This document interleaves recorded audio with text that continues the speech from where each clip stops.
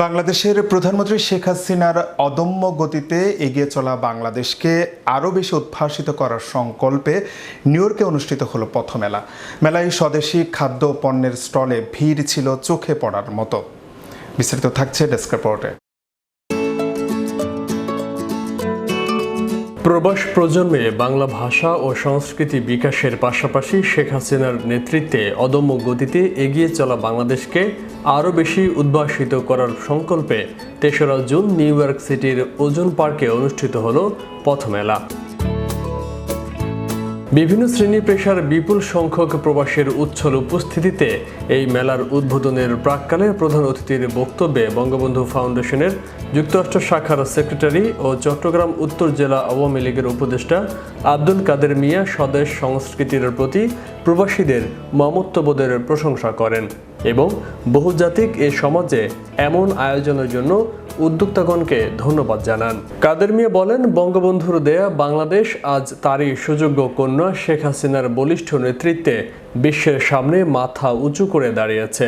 বঙ্গবন্ধুর স্বপ্নের সোনার বাংলা রচনার পথে এগিয়ে চলার এই অভিযাত্রা তথা স্মার্ট বাংলাদেশ রচনার সংকল্পকে অব্যাহত রাখতে সামনের নির্বাচনে নৌকা প্রতীকের প্রার্থীগণকে বিপুল বিজয় দিতে হবে।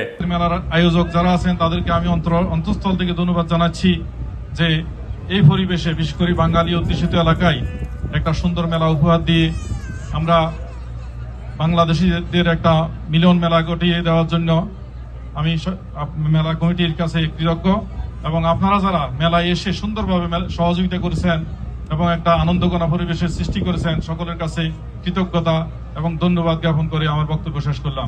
মেলা কমিটির আহ্বায়ক লিটন চৌধুরীর সভাপতিত্বে এবং সদস্য সচিব আশরাফ আলী লিটনের সঞ্চালনায় উদ্বোধনী পর্বে আরও বক্তব্য রাখেন বীর মুক্তিযোদ্ধা আবুল বাশার ভূঁইয়া, কমিউনিটি লিডার মিসবা আবদিন, বঙ্গবন্ধু ফাউন্ডেশনের কোষাধ্যক্ষ Zafrullah, community leader Motiur Rahman, Apel Ferdous, Mahmudul Hasan, ASM Mainuddin প্রমুখ।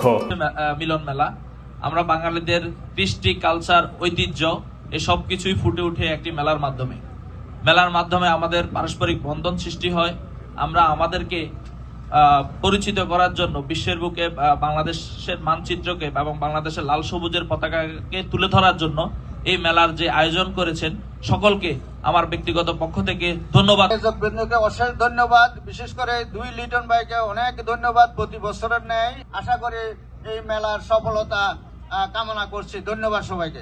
সেই কিন্তু করে তার জন্য তার কষ্ট, তার জন্য আমরা আসলে আমাদের সবারই সহযোগিতা করা উচিত। তার জন্যই কিন্তু আমরা আসলে বিশাল আকারের একটা এন্টারটেনমেন্ট পাই। মেলায় স্বদেশি খাদ্য ও পণ্যের স্টলে ভিড় ছিল চোখে পড়ার মতো। বাঙালি আমেজে অঘোষিত এক বন্ধনে নারীরা কেনাকাটা করেছেন। একই সাথে মূল মঞ্চে বাঙালির জয়গানের পরিপূরক সঙ্গীতানুষ্ঠানে অংশ নেন রাজীব, নুরুজ্জামান, লালটু, মেহা, মিম, টিপু এবং মাটি ব্যান্ডের শিল্পীরা। ফয়সাল মাহমুদ, বিশ্ব বাংলা 24 নিউজ ডেস্ক।